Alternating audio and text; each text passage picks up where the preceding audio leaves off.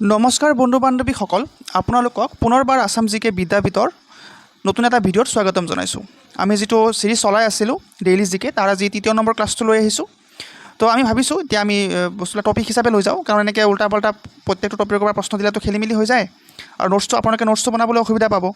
তো এটা টপিক হিচাপে বা এটা ছাবজেক্ট হিচাপে আগুৱাই লৈ যাওঁ। তো আমি আসাম হিষ্ট্ৰীটো প্ৰথমতে ধৰিছোঁ, কাৰণ অসম হিষ্ট্ৰীৰ পৰা বহুতখিনি প্ৰশ্ন আহে, আপোনালোকে অলৰেডি জানে আৰু মই তাৰ ওপৰত ভিডিঅ' বনাই থৈছোঁ। এটা বছৰতে কিমান প্ৰশ্ন আহিছে আসাম হিষ্ট্ৰীৰ পৰা, তো আমি টোটেলি ইগন'ৰ কৰিব নোৱাৰোঁ, একদম ভালকৈ পঢ়িব লাগিব। আৰু আজি মই কেইটামান প্ৰশ্ন আনিছোঁ, আপোনালোকে ভিডিঅ'টো চালে ভালকৈ বুজি পাব। টোটেল 20টা MCQ আছে, আৰু কিন্তু টোটেল 20টা MCQ আনিছোঁ, কিন্তু 20টাৰ লগত আমি 50টামান ছল্ভ কৰিম। কেনেকৈ কৰিম, আমি এক্সট্ৰা ইনফৰমেশ্যন দিম, বাকী অপশ্যনখিনিৰ বিষয়ে ডিছকাছ কৰিম। তো টোটেল 50টামান হৈ যাব। এনেকুৱা নহয় যে 20টা আছে আপোনালোকে অকল 20টাই শিকিব, তেনেকুৱা কোনো কথা নাইকিয়া। আৰু প্ৰশ্নখিনি অকণমান হাৰ্ড লেভেল হয়, কাৰণ পৰীক্ষাত অকণমান হাৰ্ড লেভেলে দিয়ে, অকণ ঘূৰাই পকাই দিয়ে। তো আজি প্ৰশ্নখিনি আপোনালোকে দেখিলে বুজি পাব, আৰু কিমানখিনি শুদ্ধ কৰিলে সেইটো কমেণ্ট কৰি জনাব, আপুনি কেইটা শুদ্ধ কৰিলে। আৰু যদি শুদ্ধ কৰা নাই, বেয়া পাব নালাগে বা মন বেয়া কৰিব নালাগে। আজি শিকি গ'ল, আজি ভিডিঅ' দি আপোনালোকে শিকিব পাৰিব আৰু কেনেকুৱা টাইপৰ প্ৰশ্ন আহে তাৰ ওপৰত আমি এনালাইচিছ কৰি ভিডিঅ'টো আনিছোঁ। 3 নম্বৰ ক্লাছ। তো ভিডিঅ'টো আৰম্ভ কৰোঁ বেছিকৈ পলম নকৰি। According to the Ramayana, who was the founder of the city of Pragjyotisha. তো আমাক কৈছে ৰামায়ণৰ মতে প্ৰাগজ্যোতিষপুৰ যিটো চিটি আছিলে, প্ৰাগজ্যোতিষ চিটি, সেইটোৰ প্ৰতিষ্ঠাপক কোন আছিল। তো ইয়াত বহুতে চাগে মহিৰংগ দানৱ নামটো বিচাৰি ফুৰিছে, যে মহিৰংগ দানৱটো অপশ্যনতে নাই, কিন্তু মহিৰংগ দানৱ নহয়। যদি মহিৰংগ দানৱ অসমৰ প্ৰথমজন ৰজা আছিলে, কিন্তু তেওঁ এই প্ৰাগজ্যোতিষ নগৰতে প্ৰতিষ্ঠা কৰা নাছিল। ৰামায়ণত উল্লেখ আছে, ৰামায়ণৰ মতে ইয়াৰ কাৰেক্ট এনচাৰটো হৈ যাব অপশ্যন এ, অমূৰ্ত ৰাজা। অমূৰ্ত ৰাজা আছিলে প্ৰাগজ্যোতিষ চিটিৰ প্ৰতিষ্ঠাপক। আৰু অমূৰ্ত ৰাজা কোন আছিলে, অপশ্যন বিত যিটো দিয়া হৈছে বিশ্বামিত্ৰ, এই বিশ্বামিত্ৰ মুনিৰ আছিলে গ্ৰেণ্ডফাদাৰ আছিলে, গ্ৰেণ্ডফাদাৰ।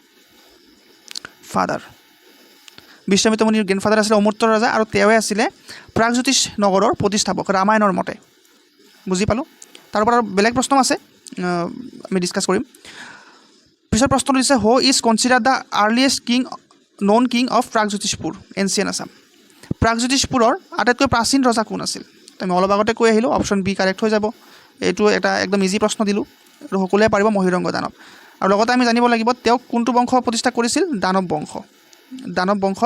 তেওঁই প্ৰাগজ্যোতিষপুৰত, পিছলৈ গৈ পেলাই কামৰূপৰ নাম হৈছিলে, কিন্তু প্ৰথমতে প্ৰাগজ্যোতিষপুৰ আছিল। তো প্ৰাগজ্যোতিষপুৰৰ তেওঁ প্ৰথমটো বংশ আছিলে, যিটো বংশ আছিলে দানৱ বংশ, তো তেওঁৱে এইটো প্ৰতিষ্ঠা কৰিছিলে, আৰু তেওঁ আছিলে প্ৰথমগৰাকী ৰজা কামৰূপ বা প্ৰাগজ্যোতিষপুৰ।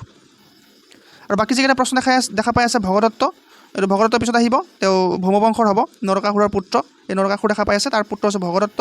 আৰু বানাসুৰ টোটেলি অসুৰ বংশৰ হয়, আমি অসুৰ বংশৰ বিষয়ে জানো, তেজপুৰৰ কথা জানো, ঊষা অনিৰুদ্ধৰ কাহিনী। তো বানাসুৰ তো অসুৰ বংশৰ হয়। তাৰ পৰা আমি প্ৰশ্ন পাম, অকণ ঘূৰাই পকাই পাম।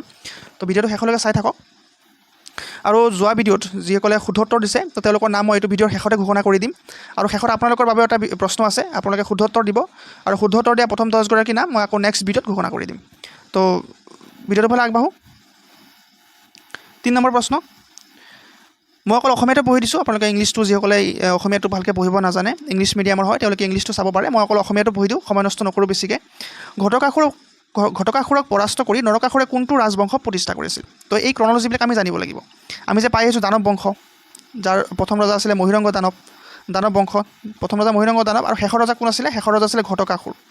প্ৰথম ৰজা আছিলে মহিৰংগ দানৱ, শেষৰ ৰজা ঘটকাসুৰ, আৰু ঘটকাসুৰক বধ কোনে কৰিছিল, নৰকাসুৰে। আৰু নৰকাসুৰে বধ কৰি পেলাই তেওঁ ভৌমবংশ প্ৰতিষ্ঠা কৰিছিল। অপশ্যন চি হৈ যাব কাৰেক্ট এনচাৰ। তো নৰকাসুৰে ভৌমবংশ প্ৰতিষ্ঠা কৰিছিল, ঘটকাসুৰক বধ কৰি, পৰাস্ত কৰিছিল আৰু বধো কৰিছিল, মাৰি পেলাইছিল, আৰু মাৰি পেলাই ভৌমবংশ প্ৰতিষ্ঠা কৰিছিল। নেক্সট প্ৰশ্ন। মহাভাৰতৰ মতে কুৰুক্ষেত্ৰ যুদ্ধত ৰজা ভগদত্তই কাৰ পক্ষ লৈছিল। তো লগতে আমি আৰু কেইটামান বস্তু জানিব লাগিব। ভগদত্তৰ জীয়ৰী আছিলে, জীয়েক মানে ডটাৰ কোন আছিলে, ডটাৰ আছিলে ভানুমতী। আৰু ভানুমতীক দুৰ্যোধনৰ লগত বিয়া দিয়া হৈছিল। আৰু দুৰ্যোধন কোন আছিলে, কৌৰৱসকলৰ ডাঙৰজন আছিলে, চবতকৈ ডাঙৰ যিজন ভাই আছিলে কৌৰৱসকলৰ, দুৰ্যোধন। তো তেওঁৰ লগতে বিয়া দিয়া হৈছিল। তো যিহেতু ভগদত্তৰ জোৱাই হয় দুৰ্যোধন, মানে কৌৰৱসকল, তো অভিয়াছলি কৌৰৱৰ ফলীয়া হৈ যুদ্ধ কৰিব লাগিব। তো অপশ্যন বি হৈ যাব কাৰেক্ট এনচাৰ, কৌৰৱ। ভগদত্তই কৌৰৱৰ ফলীয়া হৈ পাণ্ডৱৰ বিৰুদ্ধে, মানে অৰ্জুনসকলৰ বিৰুদ্ধে তেওঁ কুৰুক্ষেত্ৰ যুদ্ধত ভাগ লৈছিলে। আৰু তেওঁৰ মৃত্যু হৈছিলে, মানে ভগদত্তৰ মৃত্যু হৈছিলে কাৰ হাতত, অৰ্জুনৰ হাতত মৃত্যু হৈছিলে। 8 দিন যুদ্ধ কৰাৰ পিছত, মানে 8 দিন যুদ্ধ কৰাৰ পিছত, 8 ডেইজ যুদ্ধ কৰাৰ পিছত অৰ্জুনৰ হাততে মৃত্যু হৈছিলে। আৰু এটা বস্তু মনত ৰাখিব, ভগদত্তৰ কথা ক'লে মনত পৰি যায়, ভগদত্তৰ হাতীটোৰ নাম সুধি দিয়ে, সেইটো হ'ব সুপ্ৰতীকা। আপোনালোকে সুপ্ৰতীক বুলিও পাব পাৰে, বা সুপ্ৰতীকাও থাকে, সুপ্ৰতীক বুলিও থাকে, তো যিটো থাকে সেইটোৱে দিব। কিছুমান কিতাপত সুপ্ৰতীক বুলিও আছে, কিছুমানত সুপ্ৰতীকা বুলিও আছে। নেক্সট আমি চাওঁ 5 নম্বৰ প্ৰশ্নটো। কোনখন প্ৰাচীন গ্ৰন্থত উল্লেখ আছে যে কামৰূপক 4টা পীঠত ভাগ কৰা হৈছে? ৰত্নপীঠ, কামপীঠ, স্বৰ্ণপীঠ আৰু সৌমাৰপীঠ। তো প্ৰাচীন কামৰূপক আমি 4টা ভাগত ভাগ কৰিব পাৰোঁ বা ভাগ কৰা হৈছে। ৰত্নপীঠ, কামপীঠ, স্বৰ্ণপীঠ আৰু সৌমাৰপীঠ। তো এইটো কোনখন গ্ৰন্থত উল্লেখ আছে? আৰু যদি আপোনালোকে আছাম হিষ্ট্ৰীৰ ওপৰত ইমান নলেজ নাইকিয়া, আগতে পঢ়া নাইকিয়া ডেফটত, মোৰ চেনেলত অলৰেডি দিয়া আছে। মই একদম পুৰা ডেফটত আছাম হিষ্ট্ৰী ভালকৈ বুজাই দিছোঁ, একদম মাইথলজিকেল এজৰ পৰা একদম গোটেইখিনি। আপোনালোকে মোৰ চেনেলৰ প্লেলিষ্টত গৈ পেলাই কমপ্লিট আছাম হিষ্ট্ৰী বুলি আছে, তাত চাব পাৰে। তো এই 4টা অপশ্যনৰ পৰা কাৰেক্ট এনচাৰ হৈ যাব ইয়াৰ চি, মানে যোগিনীতন্ত্ৰ। যোগিনীতন্ত্ৰত উল্লেখ আছে যে প্ৰাচীন কামৰূপক 4টা ভাগত ভাগ কৰা হৈছিল। ৰত্নপীঠ, কামপীঠ, স্বৰ্ণপীঠ আৰু সৌমাৰপীঠ। নেক্সট প্ৰশ্ন। নৰকাসুৰৰ সমসাময়িক প্ৰখ্যাত পৌৰাণিক ৰজা বানাসুৰে কোনখন প্ৰাচীন ৰাজ্য শাসন কৰিছিল? তো বানাসুৰ মানে বান ৰজাৰ কথা সুধিছে। আমিতো বান ৰজা চবেই শুনিছোঁ। বান ৰজা তেওঁ ক'ত আছিলে? অপশ্যন বি হ'ব কাৰেক্ট এনচাৰ, শোণিতপুৰ। তেওঁৰ প্ৰাচীন ৰাজ্য ক'ত শাসন কৰিছিল? তেওঁ প্ৰাচীন ৰাজ্য শোণিতপুৰ ৰাজ্য তেওঁ শাসন কৰিছিল বান ৰজা। আমি ঊষাৰ কথা সকলোৱে জানো, ঊষা অনিৰুদ্ধৰ প্ৰেমৰ কাহিনী, য'ত হৰিহৰ যুদ্ধ হৈছিলে। তাৰ পৰা আমি প্ৰশ্ন পাম, ভালকৈ পাম। তো এই বান ৰজা তেওঁ শোণিতপুৰৰ ৰজা আছিলে। আৰু বান ৰজা কোনটো বংশৰ আছিলে? অসুৰ বংশৰ আছিলে। সেইটো মনত ৰাখিব। নেক্সট প্ৰশ্ন। গুৱাহাটী ঐতিহাসিক দীঘলী পুখুৰী স্থানটো পৰম্পৰাগতভাৱে কোনজন পৌৰাণিক শাসকৰ সৈতে জড়িত? গুৱাহাটীৰ ঐতিহাসিক দীঘলী পুখুৰী স্থানটো পৰম্পৰাগতভাৱে কোনজন পৌৰাণিক শাসকৰ সৈতে জড়িত? তো দীঘলী পুখুৰী মই যে অলপ আগত কৈ আহিলোঁ যে ভগদত্তৰ জীয়েকৰ নাম কি আছিলে? ভানুমতী আছিলে। আৰু ভানুমতীক কাৰ লগত বিয়া দিয়া হৈছিল? দুৰ্যোধনৰ লগত। আৰু এই যেতিয়া ভানুমতী আৰু দুৰ্যোধনৰ বিয়া হৈ আছিলে, তো ভানুমতীৰ স্বয়ম্বৰৰ সময়ত, আগতে স্বয়ম্বৰ হয়, তো স্বয়ম্বৰৰ সময়তে এই দীঘলী পুখুৰী খন্দা হৈছিল। আৰু তেতিয়া কাৰ শাসকজন কোন আছিলে? অভিয়াছলি অপশ্যন বি হ'ব, ভগদত্ত, যিটো ভগদত্তৰ জীয়ৰী আছিলে ভানুমতী। আৰু ভানুমতীৰ বিয়াৰ সময়ত বা স্বয়ম্বৰৰ সময়তে দীঘলী পুখুৰী খন্দা হৈছিল। তো ভগদত্ত হৈ যাব কাৰেক্ট এনচাৰ। নেক্সট প্ৰশ্ন। হিন্দু পৌৰাণিক কাহিনী অনুসৰি নৰকাসুৰক কোনে বধ কৰিছিল? তো হিন্দু পৌৰাণিক কাহিনী অনুসৰি নৰকাসুৰক কোনে বধ কৰিছিল? নৰকাসুৰে ভৌম বংশ প্ৰতিষ্ঠা কৰিছিল। আমি চাই আহিলোঁ, ঘটকাসুৰক বধ কৰি পেলাই ভৌম বংশ তেওঁ প্ৰতিষ্ঠা কৰিছিল। আৰু নৰকাসুৰক কোনে বধ কৰিছিল? আমি নৰকাসুৰৰ কাহিনীবিলাক জানো, কামাখ্যা মন্দিৰৰ লগত জড়িত। তেওঁ কামাখ্যা দেৱীক বিয়া পাতিব বিচাৰিছিল। তো কামাখ্যা দেৱীয়ে কিছুমান তেওঁক চৰ্ত দিছিলে। সেইখিনি কাহিনী আমি চবেই জ্ঞাত, চবেই জানো। আৰু যদি নাজানে আপোনালোকে চাব পাৰে, ভিডিঅ' মই বনাই থৈছোঁ অলৰেডি। তো এই নৰকাসুৰক কোনে বধ কৰিছিল? ভগৱান শ্ৰীকৃষ্ণ বধ কৰিছিল। অপশ্যন বি হ'ব কাৰেক্ট এনচাৰ, ভগৱান শ্ৰীকৃষ্ণ। আৰু তেওঁৰ পত্নী আছিলে কোন? সত্যভামা। এই দুয়োগৰাকীয়ে মিলি পেলাই, ভগৱান শ্ৰীকৃষ্ণ আৰু সত্যভামাই মিলি পেলাই নৰকাসুৰক বধ কৰিছিল। নেক্সট প্ৰশ্ন, অকণমান ষ্টেটমেণ্ট ৱাইজ প্ৰশ্ন, কাৰণ এনেকুৱা প্ৰশ্ন দিয়াৰো বহুত সম্ভাৱনা আছে। তো আমি চব ফালৰ পৰা প্ৰিপেয়াৰ হ'ব লাগিব। এনেকুৱা নহয় যে অকণ ওৱান লাইনাৰখিনিয়ে আমি জানো, ষ্টেটমেণ্টখিনি খেলি মেলি লাগে। তো তেনেকুৱা জানিলেও নহ'ব, আমি এইখিনি জানিব লাগিব। যিহেতু কম্পিটিশ্যন হাই হয়, তো দিয়াৰ চান্স আছে বহুত। তো ইয়াত প্ৰশ্নটো দিছে, দানৱ ৰাজবংশৰ তলত উল্লেখ কৰা শাসকসকলৰ সঠিক কালানুক্ৰমিক ক্ৰমত সজোৱাক, মানে কোনজন প্ৰথমত আহিছে, কোনজন শেষত আহিছে, সেইটো সুধিছে। চিৰিয়েলি সজাব দিছে। আৰু এইটো 1, এইটো 2, এইটো 3, এইটো 4, চিৰিয়েল নাম্বাৰখিনি দিব থাকি গ'ল। তো 1, 2, 3, 4 এনেকৈ ধৰিব। তো আমি জানো প্ৰথমতে কোন আহিব? চবতকৈ প্ৰথমত অসমৰ প্ৰথম ৰজা, মানে প্ৰাগজ্যোতিষপুৰৰ প্ৰথম ৰজা কোন আছিলে? মহিৰংগ দানৱ, মানে 2টো প্ৰথমত হ'ব। তাৰপিছত কোন হ'ব? তাৰপিছত আহিব আমাৰ শতকাসুৰ। মহিৰংগ দানৱৰ পিছত কোন আহিব? শতকাসুৰ। তো 2ৰ পিছত হ'ব 1। তাৰপিছত আহিব ৰত্নাসুৰ, মানে 4। আৰু শেষত আহিব ঘটকাসুৰ, যিটো ঘটকাসুৰ শেষৰ ৰজা আছিলে। আৰু ঘটকাসুৰক নৰকাসুৰে বধ কৰি পেলাই ব্ৰহ্মবংশ প্ৰতিষ্ঠা কৰিছিল। তো ঘটকাসুৰ হ'ব শেষত, মানে 3টো পিছত হ'ব। 2, 1, 4, 3, 2, 1, 4, 3 ক'ত আছে? Option A. তো option A is the correct answer. Option A হৈ যাব সঠিক উত্তৰ। তো এনেকৈ বস্তুবিলাক লিংক কৰি মনত ৰাখিব লাগিব। আৰু প্ৰশ্ন আছে এনেকুৱা, আমি এই প্ৰশ্নটো চাওঁ। দানৱ ৰাজবংশ সম্পৰ্কে তলৰ উক্তিসমূহ বিবেচনা কৰক। আমি একফালৰ পৰা গৈ আছোঁ, একদম মাইথলজিৰ পৰা ষ্টাৰ্ট কৰি একদম মডাৰ্ণলৈকে যাম। তেনেকৈ চিৰিয়েলি যাম আমি আছাম হিষ্ট্ৰী, যিমানখিনি প্ৰশ্ন হ'ব পাৰে আছাম হিষ্ট্ৰীৰ পৰা। সেইকাৰণে মই কৈছোঁ আপোনালোকে লিখি ৰাখিব, বস্তুবিলাক মনত ৰাখিবলৈ ইজি হ'ব তেতিয়া, কাৰণ গোটেইখিনিতো মনত নাথাকে লিখি নথ'লে। আৰু পৰীক্ষাৰ আগত আপোনালোকে গোটেই ভিডিঅ'বিলাক এদিনত চাব নোৱাৰে, কিন্তু যদি লিখি পেলাই থৈ দিয়ে তেতিয়াহ'লে 2-3 ঘণ্টাৰ ভিতৰতে গোটেইখিনি চাব পাৰিব। তো দানৱ বংশৰ সম্পৰ্কে তলত কোনটো শুদ্ধ সেইটো কৈছে, কোন উক্তিসমূহ বিবেচনা কৰক। ইয়াত কাৰেক্ট বুলি দিছে, কোনটো কাৰেক্ট সেইটো বিচাৰিব লাগে। তো প্ৰথম ষ্টেটমেণ্টটো দিছে, মহিৰংগ দানৱে গুৱাহাটীৰ ওচৰত মৈৰাংকত নিজৰ ৰাজধানী পাতিছিল। তো এইটো কাৰেক্ট হয়। মৈৰাংগ পৰ্বতত বা মৈৰাংকত মহিৰংগ দানৱে গুৱাহাটীৰ ওচৰত, এইটো গুৱাহাটী শ্বিলং ৰোডত আছে, গুৱাহাটী শ্বিলং ৰোডত তাতে অৱস্থিত, খানাপাৰাৰ পৰা 7 কিলোমিটাৰমান দূৰত আছে, যদি কোনোবা গৈছে জানিব। তো তাতে মহিৰংগ দানৱে নিজৰ ৰাজধানী পাতিছিল। তো অপশ্যন এটো হৈছে কাৰেক্ট ষ্টেটমেণ্ট। ষ্টেটমেণ্ট 2টো চাওক কি দিছে, দানৱ শাসকসকল কিৰাত অৰ্থাৎ মংগোলীয় মূলৰ আছিল। এইটো কাৰেক্ট। এইটো মনত ৰাখিব যে দানৱসকল মানে মহিৰংগ দানৱসকল মংগোলীয় মূলৰ আছিল, কিৰাত আছিল। মংগোলীয়সকলক কিৰাত বুলি কোৱা হয়। তো কিৰাত বা মংগোলীয় মূলৰ আছিল তো ইয়াৰ দুইটাই কাৰেক্ট তো ইয়াৰ কাৰেক্ট আনচাৰ হৈ যাব অপশ্যন বি বি নহয় চি এ আৰু বি মানে 1 আৰু 2 দুইটাই শুদ্ধ এই দুইটাই শুদ্ধ আছে তো আমাৰ দুইটা হ'ব চিটো হ'ব কিন্তু বি নহয় বি ভুলকৈ কৈ দিলোঁ মই চি হ'ব বোথ 1 and 2 নেক্সট চাওঁ আমি 11 নম্বৰ প্ৰশ্ন কুণ্ডিল নগৰৰ ৰজা ভীষ্মকৰ কন্যা কোন আছিল যিয়ে শ্ৰীকৃষ্ণৰ সৈতে বিবাহপাশত আবদ্ধ হৈছিল তো কুণ্ডিল নগৰ ক'ত আছে আমাৰ কুণ্ডিল নগৰ বৰ্তমান আছে আপোনালোকে বৰ্তমান যদি অসমত মেপত বিচাৰে তো কুণ্ডিল নগৰ বুলি নাপাব কিন্তু বৰ্তমানৰ শদিয়া তিনিচুকীয়া শদিয়া যিখিনি এৰিয়া সেই এৰিয়াখিনি আছিলে কুণ্ডিল নগৰ আৰু তাৰ ৰজা আছিলে ভীষ্মক তো ভীষ্মকৰ কন্যা কোন আছিলে অপশ্যন চি হ'ব কাৰেক্ট আনচাৰ ৰুক্মিণী যাৰ ভগৱান শ্ৰীকৃষ্ণৰ লগত বিবাহপাশত আবদ্ধ হৈছিলে আৰু এটা প্ৰশ্ন সুধি দিয়ে যে ৰুক্মিণী আৰু ভগৱান শ্ৰীকৃষ্ণৰ যিটো বিয়া সেই বিয়াটোক কি বুলি জনা যায় তেতিয়াহ'লে সেইটো হ'ব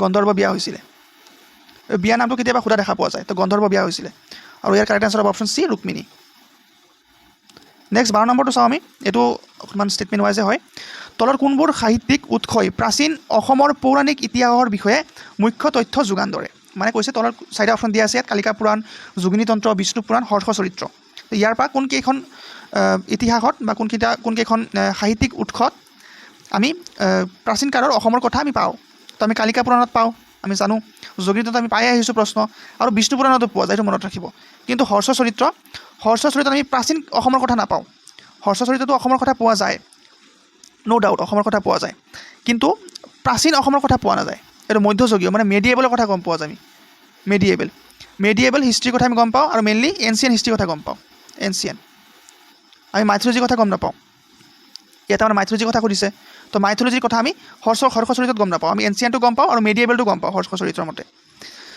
এইটো মনত ৰাখিব মেডিয়েবলৰ কথা অকণ লিখা আছে তাত আৰু মেইনলি আছে এনচিয়েণ্ট হিষ্ট্ৰীৰ ওপৰত বৰ্মন বংশৰ ওপৰত মেইনলি লিখা আছে যিহেতু বৰ্মন বংশৰ ভাস্কৰ বৰ্মন আৰু হৰ্ষবৰ্ধন বহুত সমসাময়িক আছিলে তো তেওঁলোকৰ কথা লিখা আছে আৰু মেডিয়েবলৰ কথা অকণমান উল্লেখ পাওঁ আমি তাত অকণ বেছি নহয় তো সেইমতে আমাৰ অপশ্যন বিটো হৈ যাব কাৰেক্ট এনচাৰ 1, 2 and 3 মানে এই তিনিখন কালিকা পুৰাণ যোগিনী তন্ত্ৰ আৰু বিষ্ণু পুৰাণ তাত আমি অসমৰ মাইথলজিকেল পিৰিয়ডৰ কথা আমি গম পাওঁ নেক্সট প্ৰশ্ন কুৰুক্ষেত্ৰ যুদ্ধৰ পিছত প্ৰাগজ্যোতিষপুৰৰ সিংহাসনত ভগদত্তৰ পিছত কোন বহিছিল তো কুৰুক্ষেত্ৰৰ যুদ্ধটো ভগদত্তৰ মৃত্যু হৈছিলে মই ক'লোৱে অৰ্জুনৰ হাতত মৃত্যু হৈছিলে 8 দিন যুদ্ধ কৰাৰ পিছত তেওঁক মৃত্যু হৈছিলে অৰ্জুনে তেওঁক হত্যা কৰিছিল বা বধ কৰিছিল তো তাৰ পিছত ৰজা কোন হৈছিলে সেইটো সুধিছে তো ভগদত্তৰ পিছত ৰজা হৈছিলে ইয়াৰ কাৰেক্ট আনচাৰটো হৈ যাব অপশ্যন 4টাৰ পৰা অপশ্যন বি বজ্ৰদত্ত ভগদত্তৰ পিছত ৰজা হৈছিলে বজ্ৰদত্ত প্ৰথমতে নৰকাসুৰ আছিলে ভৌমবংশৰ প্ৰথম ৰজা আছিলে নৰকাসুৰক শ্ৰীকৃষ্ণই হত্যা কৰিলে বধ কৰিলে তাৰপিছত ৰজা হ'ল কোন ভগদত্ত কুৰুক্ষেত্ৰ যুদ্ধত ভাগ ল'লে তাত তেওঁক অৰ্জুনে বধ কৰিলে আৰু ভগদত্তৰ পিছত কোন ৰজা হ'ল বজ্ৰদত্ত তো প্ৰথমতে নৰকাসুৰ পিছত ভগদত্ত পিছত হ'ব বজ্ৰদত্ত এইটো মনত ৰাখিব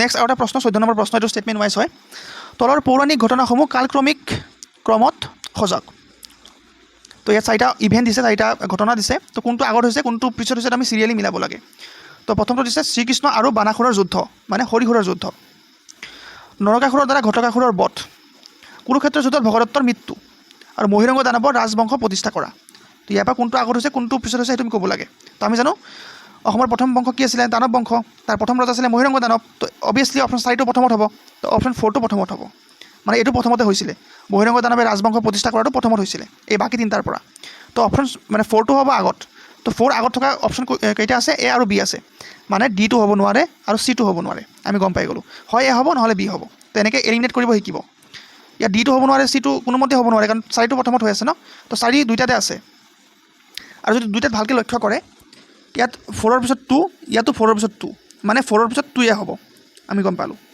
মানে 4টো আগত হ'ব 2 নম্বৰ 2টো হ'ব এতিয়া আমি চাব লাগে 3টো আগত হ'ব নে 1টো আগত হ'ব তো যদি ভালকৈ লক্ষ্য কৰে ইয়াত দিছে 3টো কি হয় কুৰুক্ষেত্ৰৰ যুদ্ধত ভগদত্তৰ মৃত্যু আৰু শ্ৰীকৃষ্ণ আৰু বানাসুৰৰ হৰিহৰ যুদ্ধ তো এই দুটা ঘটনাৰ পৰা কোনটো আগতে হৈছিলে আমাৰ এইটো বানাসুৰৰ আৰু শ্ৰীকৃষ্ণ আৰু বানাসুৰৰ মাজত হৰিহৰ যুদ্ধ এটা আগতে হৈছিলে তো 1টো আগত হ'ব আৰু 3টো শেষত হ'ব মানে 4, 2, 1, 3 4, 2, 1, 3 ক'ত আছে অপশ্যন এ তো কাৰেক্ট এনচাৰ হৈ যাব আমাৰ অপশ্যন এ 4, 3, 1, 3 4, 2, 1, 3 তো বস্তুবিলাক এনেকৈ কৰিব এলিমিনেট কৰিব শিকিব আৰু বস্তুবিলাক কানেক্ট কৰি কোনটো আগতে হৈছিলে কোনটো পিছত হৈছিলে এইটো মনত ৰাখিব এইটো বহুত জৰুৰী লগতে আৰু এটা বস্তু মই কৈ লওঁ অকণ এডভাৰটাইজ কৰি লওঁ যদি আপোনালোকৰ ফুল PDF লাগে মইতো ইউটিউবত ক্লাছবিলাক দিমেই তাততো একো ডাউট নাই তাৰ উপৰি যদি কোনোবাই ভাবিছে যে অকল ইউটিউবত নহয় মই নিজে অকণ পঢ়িব লাগিব আৰু বস্তুবিলাক বিচাৰি পোৱা নাই মেটেৰিয়েল বিচাৰি পোৱা নাই তো আমাৰ ইয়াত PDF এটা আছে য'ত ফুল চিলেবাছ কভাৰ কৰা হৈছে। আপুনি ADRE দিব, আছাম পুলিচ ABUB দিব, SI দিব, ফৰেষ্ট দিব, DME দিব, আছাম গভৰ্ণমেণ্টৰ যিকোনো এক্সাম দিব,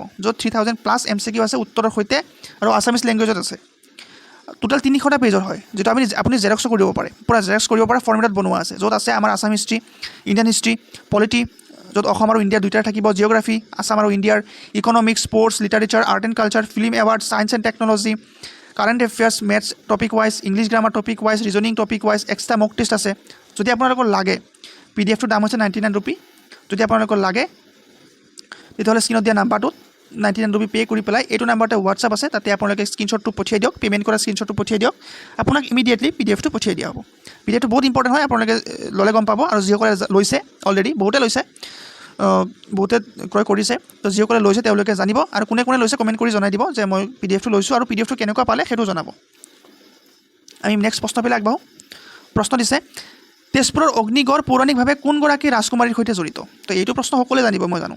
এইটো প্ৰশ্ন ভুল কৰা মানুহ নায়েই, আৰু যি ভুল কৰিব এই প্ৰশ্নটো, তো তাৰ বহুতখিনি বাকী আছে এতিয়া প্ৰিপাৰেশ্যন কৰিবৰ কাৰণে। তেওঁৰ 10% প্ৰিপাৰেশ্যন নাই যদি এই প্ৰশ্নটো ভুল কৰিছে। ইয়াৰ কাৰেক্ট আনচাৰ হ'ব অপশ্যন বি, ঊষা, হয়নে? তেজপুৰৰ অগ্নিগড় আমি জানো ঊষা অনিৰুদ্ধৰ কাহিনী, হৰিহৰ যুদ্ধ চাই আহিছোঁ বানাসুৰৰ বিষয়ে, তো অপশ্যন বি হ'ব কাৰেক্ট আনচাৰ, ঊষা। আৰু বাকী অপশ্যনকেইটা যি দেখি আছে, ৰুক্মিণী কোন হয়? ভগৱান শ্ৰীকৃষ্ণৰ পত্নী, আৰু তেওঁ কাৰ জীয়েক হয়? ভীষ্মক। তেওঁ কাৰ জীয়েক হয়? ভীষ্মকৰ। ভানুমতী কাৰ জীয়েক হয়? ভানুমতী হৈছে ভগদত্ত। আৰু হিড়িম্বী কোন হয়?